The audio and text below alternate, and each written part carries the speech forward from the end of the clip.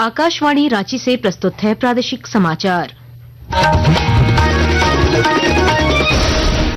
नमस्कार, प्रादेशिक समाचारों के साथ मैं कामिनी। पहले मुख्य समाचार। 16वें वित्त आयोग की टीम से राज्य सरकार ने झारखंड के करों में हिस्सेदारी बढ़ाने का किया आग्रह। आयोग के अध्यक्ष ने कहा, राज्य सरकार जल्द संपन्न कराए निकाय चुनाव। भाजपा और झामुमो समेत विभिन्न राजनीतिक दलों ने 16वें वित्त आयोग की टीम के साथ वित्तीय मुद्दों पर की चर्चा। दलों ने वित्तीय सुधारों और विकास की अपील की। पूर्व मुख्यमंत्री रघुवर दास ने राज्य सरकार से झारखंड में पेसा कानून लागू करने की रखी मांग। कहा, राजनीतिक दबाव में सरकार दिखा रही लापरवाही, जनजातियों में फैलाया जा रहा भ्रम। भारतीय सेना के सम्मान में कांग्रेस ने जय हिंद सभा का किया आयोजन। पूर्व केंद्रीय मंत्री सुबोधकांत सहाय और के एन त्रिपाठी ने सेना के साहस को सराहा। और कोडरमा पुलिस ने ऑनलाइन सट्टेबाजी गिरोह का किया भंडाफोड़। 9 आरोपी गिरफ्तार, 22 मोबाइल फोन, 25 एटीएम कार्ड सहित कई दस्तावेज बरामद। और अब समाचार विस्तार से।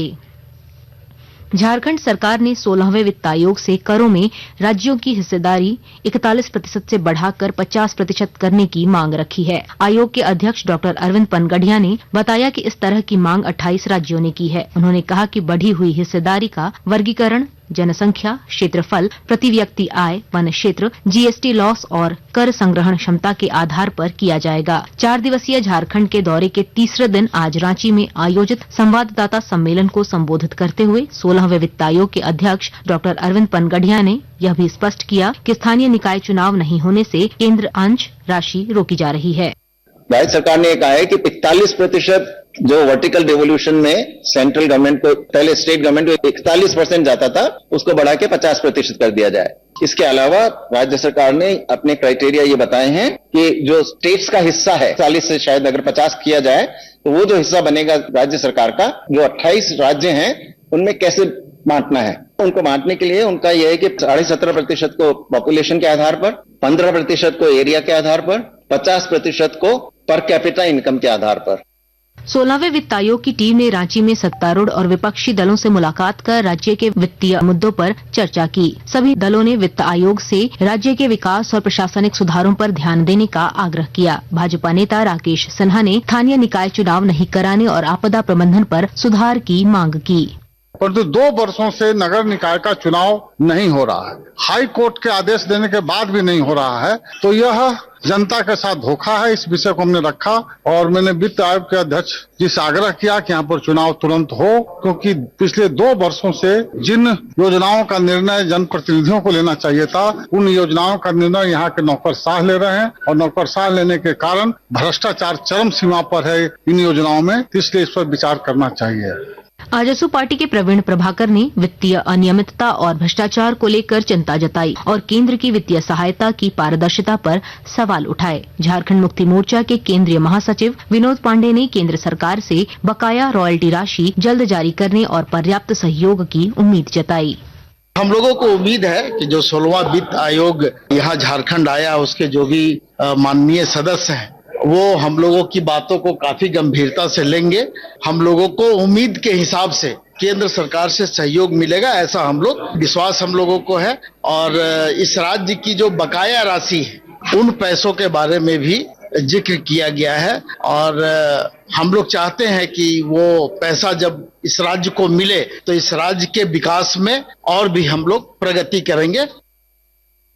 पूर्व मुख्यमंत्री रघुवर दास ने आज गुमला में प्रेस वार्ता कर झारखंड में पेसा कानून को अविलंब लागू करने की मांग की। उन्होंने कहा कि 1996 में बने इस कानून को सरकार राजनीतिक दबाव में लागू नहीं कर रही है। श्री दास ने आरोप लगाया कि विदेशी धर्म मानने वाले लोग जनजातीय समाज में भ्रम फैला रहे हैं और सरकार पर दबाव बना रहे हैं।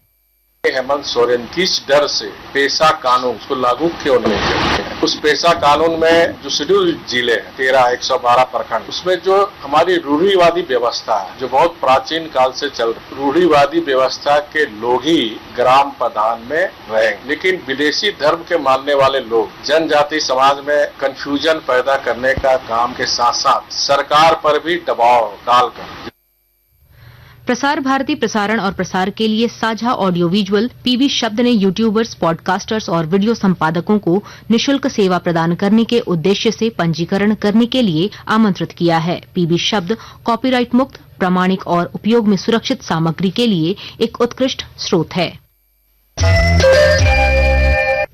आकाशवाणी के ताजा तरीन समाचारों के लिए आप हमारी वेबसाइट newsonair.gov.in पर लॉग ऑन कर सकते हैं। ताजा समाचार X handle @AIR news alerts और Facebook page All India Radio news पर भी उपलब्ध है। आप प्रादेशिक समाचार एकांश के एक्स हैंडल @AIR न्यूज _रांची और Facebook page Akashvani news Ranchi, Instagram page तथा YouTube channel AIR news Ranchi पर भी हमारे बुलेटिन सुन सकते हैं। प्रादेशिक समाचार आप आकाशवाणी रांची से सुन रहे हैं।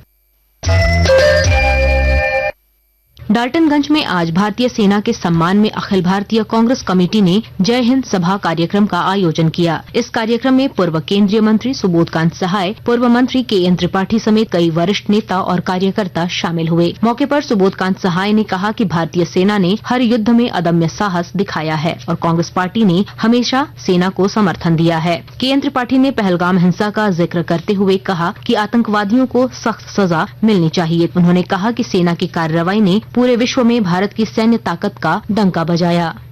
कांग्रेस पार्टी हर चौक चौराहे, हर जिला से भारतीय सेना को सैल्यूट कर रही है। उनके शौर्य और पराक्रम को हम लोग भारतीय सेना के साथ, जाति धर्म सबसे ऊपर उठ करके पूरा भारत भारतीय सेना के साथ है और भारत विजय चाहता है कि जो मामले अभी तक रुके हुए हैं पाकिस्तान ऑक्युपाइड कश्मीर का, सेना विजय दिला करके वह ले करके हमें दे। गिरिडीह में माहवारी स्वच्छता प्रबंधन पर कई कार्यक्रम आयोजित किए जा रहे हैं और जानकारी दे रहे हैं हमारे संवाददाता।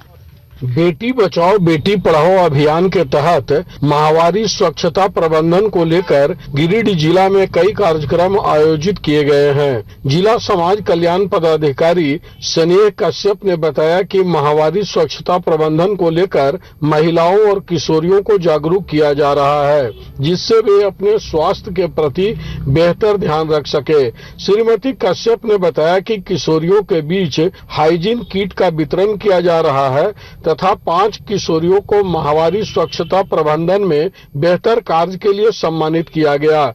रमेश प्रभाकर, आकाशवाणी समाचार, गिरिडीह। कोडरमा पुलिस ने IPL समेत अन्य खेलों में ऑनलाइन सट्टेबाजी करने वाले गिरोह का खुलासा किया और 9 लोगों को गिरफ्तार किया।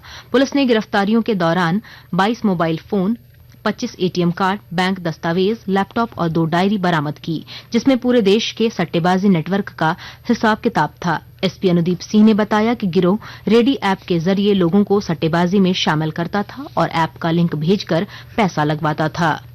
और अब मौसम का हाल। आज राज्य में सबसे अधिक तापमान डाल्टनगंज में 37.8 डिग्री सेल्सियस दर्ज किया गया। राजधानी रांची में अधिकतम तापमान 34 डिग्री रहा और यहां सबसे अधिक 13 मिलीमीटर बारिश रिकॉर्ड की गई। मौसम केंद्र ने कल राज्य के विभिन्न जिलों में अधिकतम तापमान सामान्य से 3 से 4 डिग्री सेल्सियस अधिक रहने की संभावना जताई है। IPL T20 क्रिकेट में आज एलिमिनेटर मुकाबले में मुंबई इंडियंस का सामना गुजरात टाइटंस से होगा। एलिमिनेटर की विजेता टीम 1 जून को दूसरे क्वालीफायर में पंजाब किंग्स के साथ खेलेगी। यह मैच शाम 7:30 बजे मुल्लानपुर में खेला जाएगा। अंत में मुख्य समाचार एक बार फिर। 16वें वित्त आयोग की टीम से राज्य सरकार ने झारखंड के करों में हिस्सेदारी बढ़ाने का किया आग्रह। आयोग के अध्यक्ष ने कहा, राज्य सरकार जल्द संपन्न कराए निकाय चुनाव।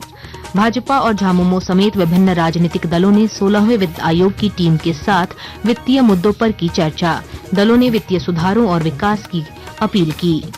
पूर्व मुख्यमंत्री रघुवर दास ने राज्य सरकार से झारखंड में पेसा कानून लागू करने की रखी मांग। कहा, राजनीतिक दबाव में सरकार दिखा रही लापरवाही, जनजातियों में फैलाया जा रहा भ्रम।